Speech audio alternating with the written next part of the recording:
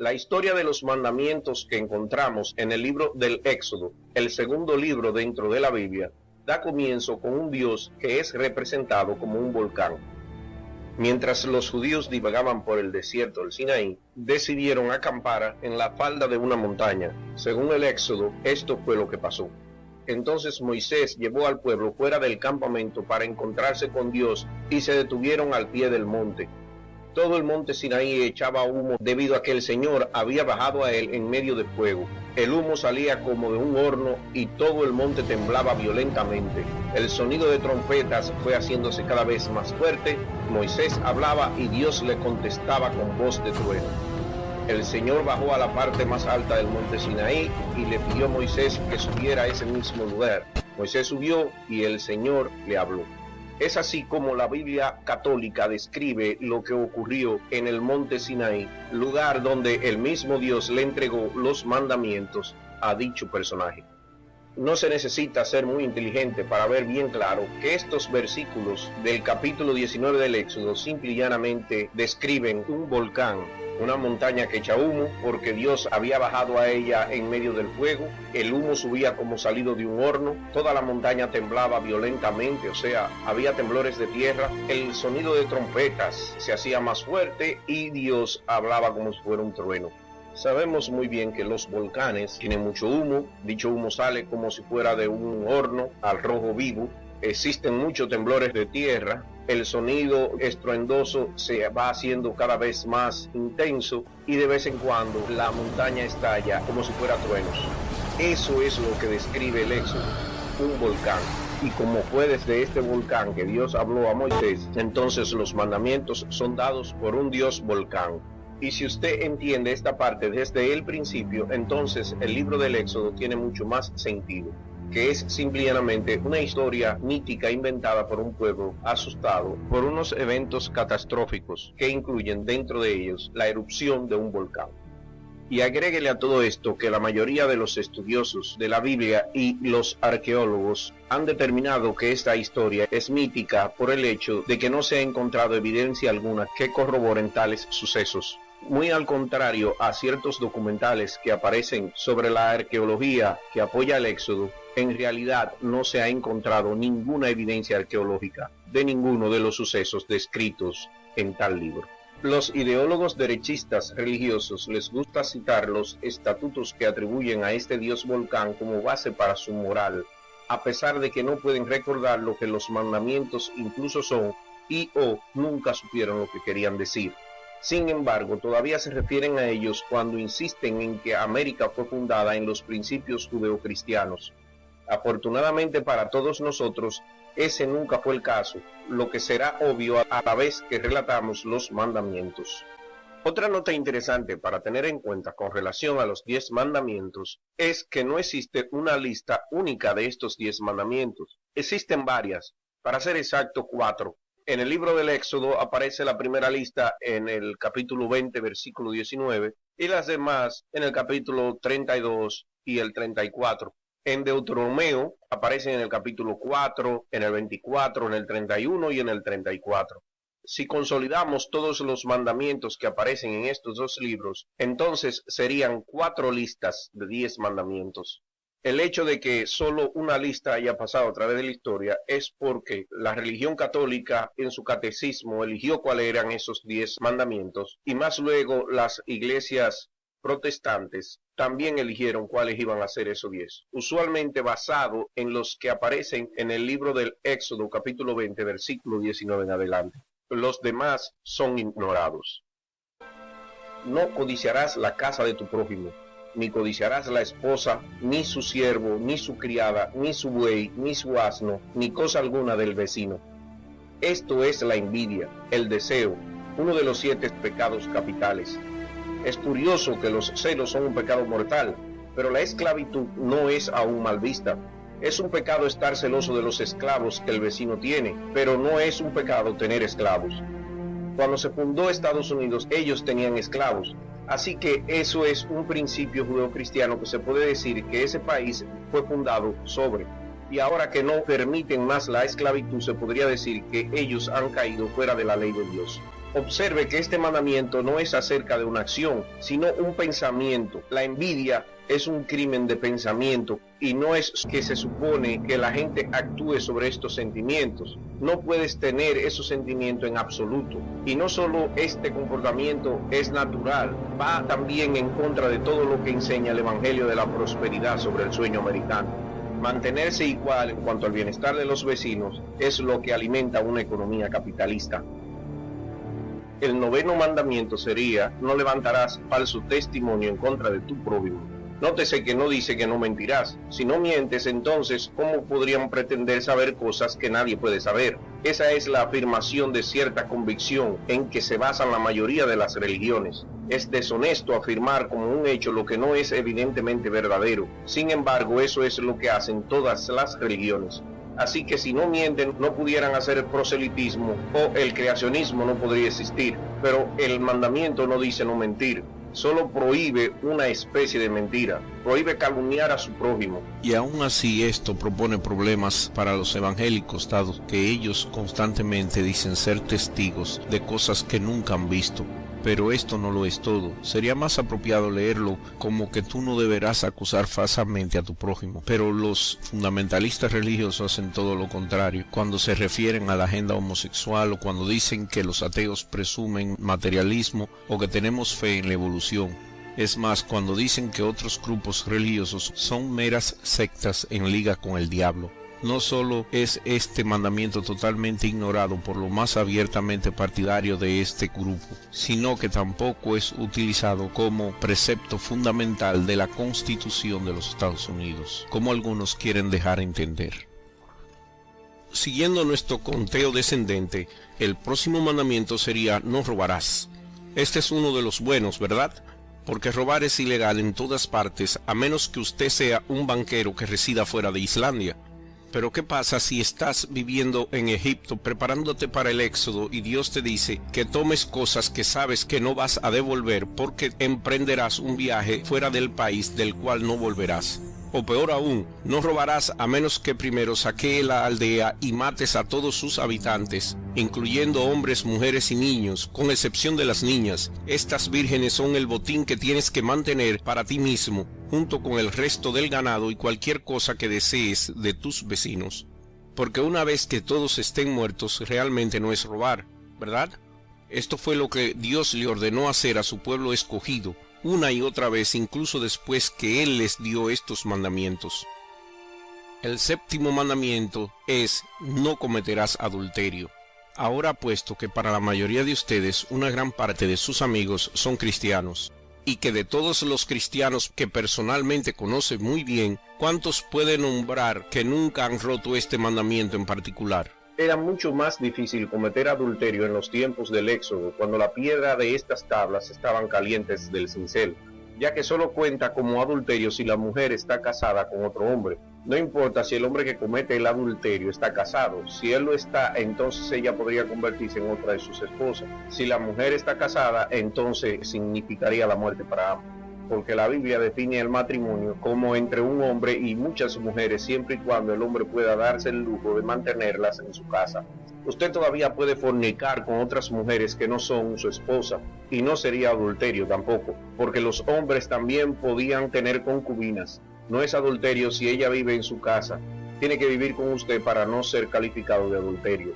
Una concubina es una especie de esclava sexual que no sirve para otro propósito y no tiene ningún derecho legal sobre tus bienes. Tus esposas tampoco tienen reclamación de tus bienes, porque de acuerdo a uno de los cientos de otros mandamientos de Dios que se encuentran en todo el Tanakh, y es así como le llaman los judíos cuando se refieren a la Biblia que no ha sido revisada por los cristianos, su esposa, una vez usted muera, puede llegar a ser la propiedad sexual de sus hermanos.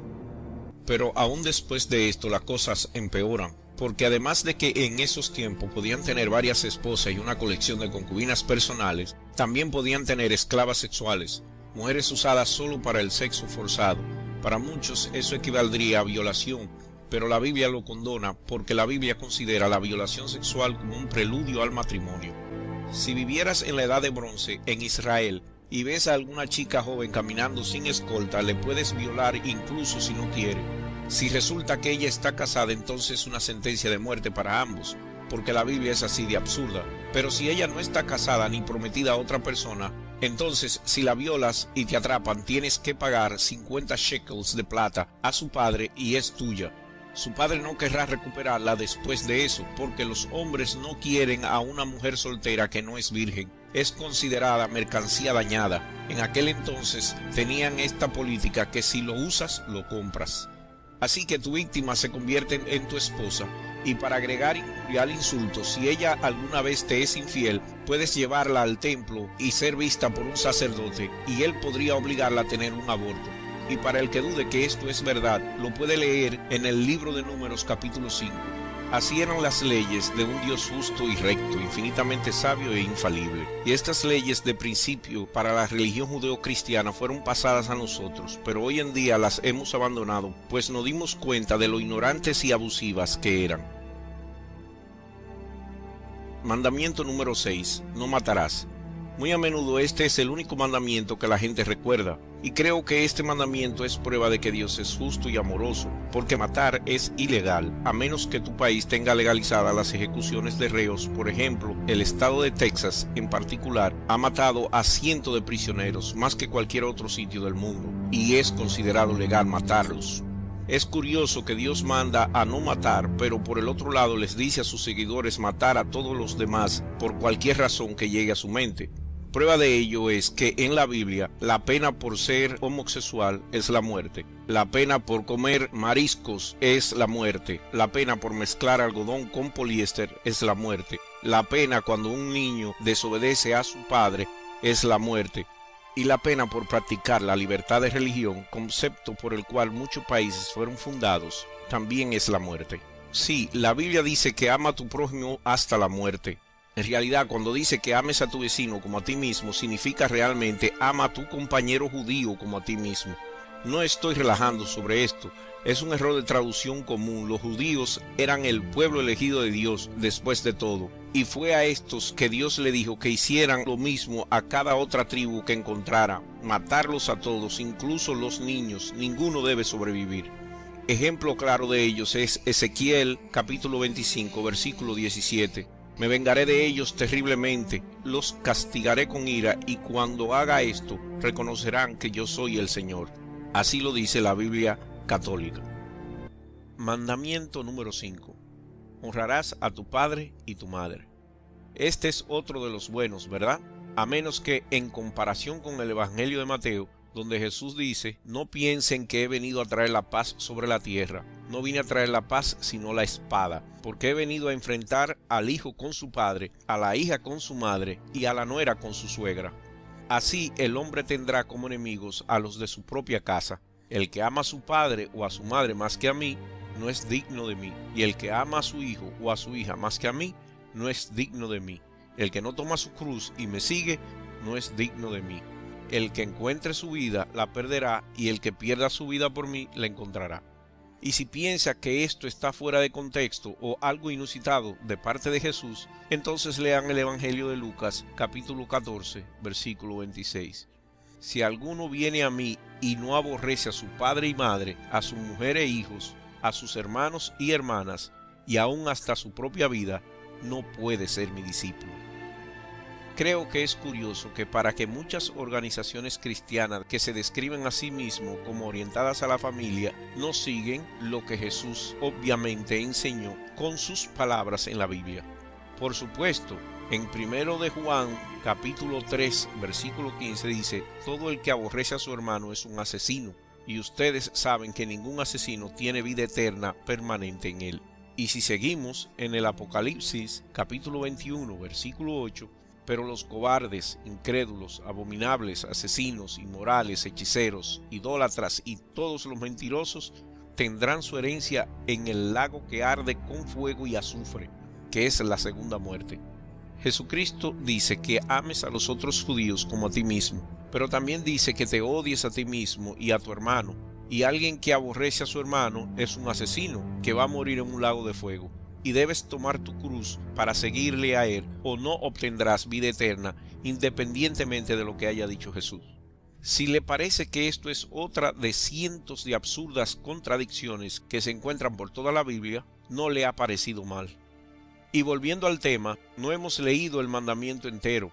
El mandamiento dice: honra a tu padre y a tu madre para que tus días puedan ser largos sobre la tierra que Jehová tu Dios te da. Ahora, no olvidemos por un momento que según esta historia, y es solo una historia, incluso los estudiantes rabínicos ahora admiten que el Éxodo no fue un evento histórico real, que Jehová prometió a su pueblo terrenos que ya pertenecían a otras personas. Y por esa violación clara del territorio ajeno de este supuesto Dios, en el día de hoy todavía Israel mata a niños, mujeres y ancianos palestinos para quedarse con sus tierras, pues justifican que éstas le fueron dadas por Dios. Tanto las versiones judías como las cristianas de Dios, al parecer, son etnocentristas y racistas. Jesús era judío y negó sus lecciones y sus bendiciones a lo de otras razas, a los que criticaba comparándolos con los perros. Lo mismo hizo su presunto padre Jehová, quien envió a un ángel a la tierra prometida para expulsar a una media docena de tribus que ya vivían allí, a favor de su pueblo escogido. Este mandamiento debe leerse como: honra a tu padre y a tu madre para que vivas una vida larga, porque esta era una cultura que permitía a los padres asesinar a un niño que les desobedecía. El quinto mandamiento es un ejemplo claro de la contradicción completa que es la Biblia. Entonces quedan los primeros 4 mandamientos. Estos mandamientos tienen que ver con la relación de los judíos con su Dios. De estos primeros 4 mandamientos no se puede sacar valor moral alguno, pues estos no tratan sobre la sociedad, la vida cotidiana o alguno de sus problemas, sino son directrices de adoctrinación y lealtad. Por ejemplo, cómo educar a nuestros hijos para llevarlos a ser obedientes y temerosos de Dios, pues esos mandamientos pintan a un Dios celoso, que no quiere que le abandonen y desea que le adoren por siempre, solo a Él. Estos son los primeros mandatos de Dios que se le enseña a cada judío desde una edad muy temprana y debe ser recordado durante toda su vida. Los mismos tienen serias contradicciones. Por ejemplo, el primer mandamiento ordena no tener otros dioses, dando a entender que este no es el único Dios que existe. Es una misión de Dios al dar este mandato de que existen otros dioses, que hay otros, pero que no se nos está permitido adorarlos. El segundo mandamiento: no hagas imágenes de otros dioses. Tercero: no tomes mi nombre en vano.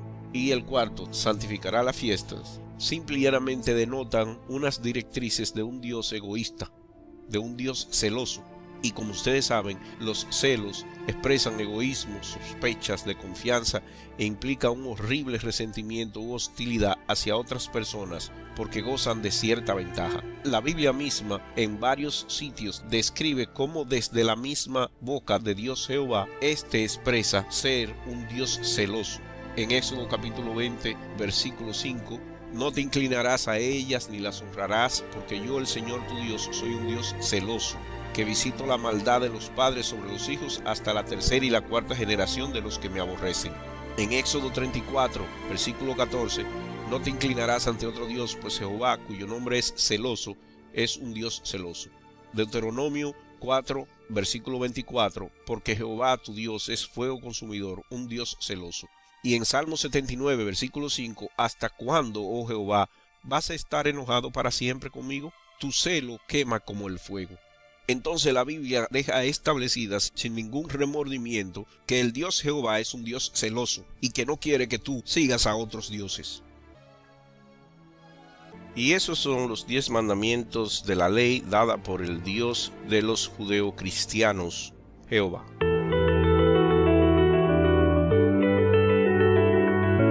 Si le gustó el video, no olvide suscribirse a nuestro canal para recibir notificación de nuestro próximo video relacionado con ciencia o con religión. Gracias por su atención.